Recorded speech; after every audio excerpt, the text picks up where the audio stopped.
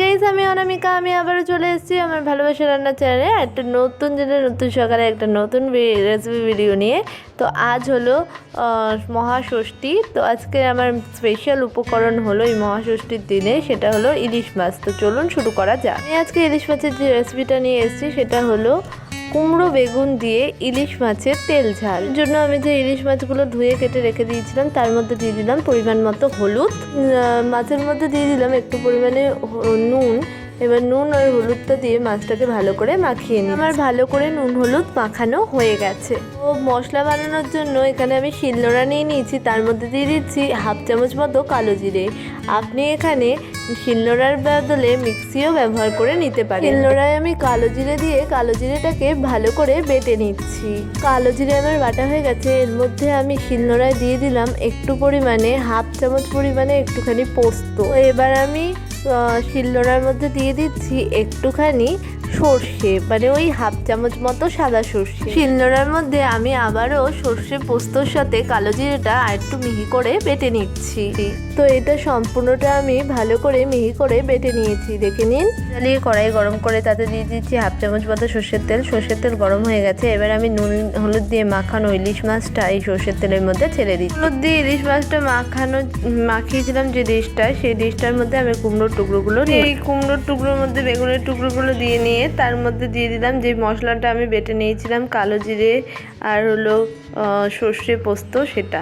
ইলিশ মাছের দুটো পিঠই আমার ভাজা হয়ে গেছে। তো যেহেতু ইলিশ মাছ বেশি ভাজতে নেই, তাই হালকা করে সাঁতলে নেওয়ার মতো করেই আমি এটা ভেজে নিয়েছি। মা এখানে মাছগুলো ভালো করে ভাজা হয়ে গেছে, আমি তুলে নিয়েছি। দেখুন মাছ ভাজা হয়ে গেছে। ওই মাছ ভাজার তেলের মধ্যেই আমি যে সবজিগুলো মাখিয়ে রেখেছিলাম বাটা মশলা দিয়ে, সেই সবজিগুলো এক এক করে সম্পূর্ণটা ঢেলে দিচ্ছি। সবজিগুলোর মধ্যে দিয়ে দিলাম এক চামচ পরিমাণে একটুখানি গোলমরিচের গুঁড়ো। এটায় কি হয়, টেস্টটা আর ফ্লেভারটা ভালো আসে। আপনি যদি ইচ্ছে না করে তাহলে আপনি এটা নাও দিতে পারেন। আমি সবজিগুলো এই গোলমরিচের গুঁড়োর সাথে ভালো করে মিশিয়ে নিচ্ছি, যাতে এর মধ্যে ফ্লেভারটা ভালোভাবে ঢুকে যায়। ওই যে সাথে সবজিটা ভালো করে মিশিয়ে ওটাকে ঢাকা দিয়ে দিয়েছিলাম যাতে ভাপে ভাপে হয়ে যায়। দেখুন এটা ভাপে ভাপে হয়ে গেছে, তেলটাও ছেড়ে দিয়েছে। এবার আমি বাকি রান্নাটা নিয়ে আপনাদের কাছে ফিরে আসি। সবজিটা থেকে আমার তেলটা ছেড়ে দিয়েছে। এবার আমি এই যে মশলার বাটি ধোয়া জলটা ছিল সেটা এর মধ্যে দিয়ে দিচ্ছি একটু পরিমাণে। তো আমার মনে হচ্ছে আর একটু জল লাগবে, তো আমি এর মধ্যে আর একটু জল অ্যাড করে নেব। আপনার যদি মনে হয় আপনিও অ্যাড করে নিতে পারেন, না হলে এইটুকুনি জলও দিতে পারেন। জলের মধ্যে যাতে সবজির ফ্লেভারগুলো ভালো করে ঢুকে যাচ্ছে তার জন্য আমি ভালো করে জলের সাথে সবজিটাকে মিশিয়ে নিচ্ছি আর মশলাগুলোকেও মিশিয়ে নিচ্ছি যাতে এর মধ্যে ফ্লেভারটা ঢুকে যায়। এবার আমি ঝোলটাকে ভালো করে ফোটানোর জন্য টাইম দিয়ে নিচ্ছি। তার আগে আমি ভালো করে আরেকবারও নাড়িয়ে চাড়িয়ে নিচ্ছি যাতে এর মধ্যে নুন মিষ্টি এবং ঝালের ফ্লেভারটা ভালোভাবে ঢুকে যায় এবং ভালোভাবে এটা ফুটতে থাকে। ভালো করে আমার ফুটে গেছে, আমি ওর থেকে তেল বেরিয়ে এসছে। তো ঝোলটা যেহেতু সবজিগুলোর মধ্যে আমি নুন মাখিয়ে নিয়েছিলাম, তাই ঝোলে আর এক্সট্রা নুন দিইনি।